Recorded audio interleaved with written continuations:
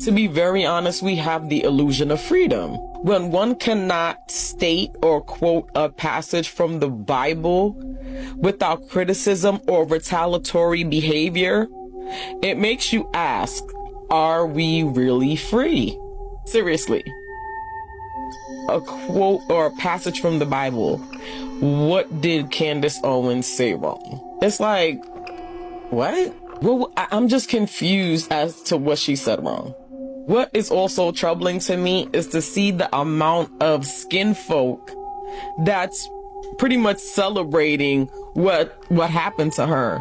The comments that they're making, like, oh, she's finally learning what it's like to be black. We don't have to 100% agree all the time. It's okay to disagree. So because most of us disagree with the way she thinks, we're gonna celebrate the fact that something like this happened to her.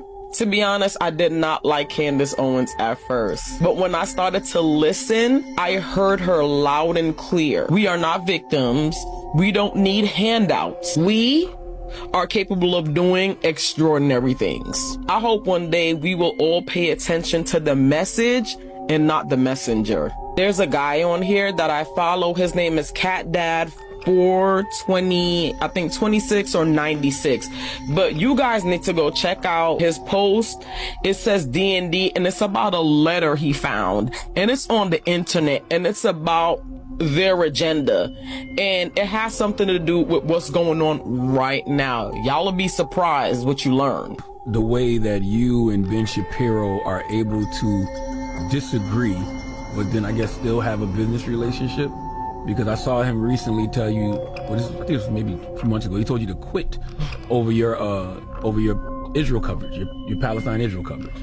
Yeah. What was that about? Well, he told me, well, the tweet that he responded to was actually just some biblical passages. Mm-hmm. And he thought that it was me saying that I had to choose money over I don't know how we interpret it, but it was definitely not. I just meant it as, like, peace, calling for peace. Because, there was a video circulating of him calling me a disgrace and a faux professional or whatever it was.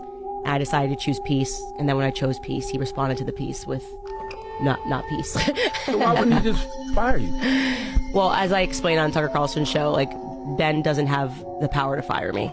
And it's not even saying that we disagree on Israel and Palestine. This one is a media story, not necessarily as serious, but certainly does tell us a little bit about the world that we live in, about the discourse around cancel culture and all of that. So let's go ahead and put this up there on the screen. News breaks this morning from the Daily Wire CEO Jeremy Boring. He tweets, quote, Daily Wire and Candace Owens have ended their relationship.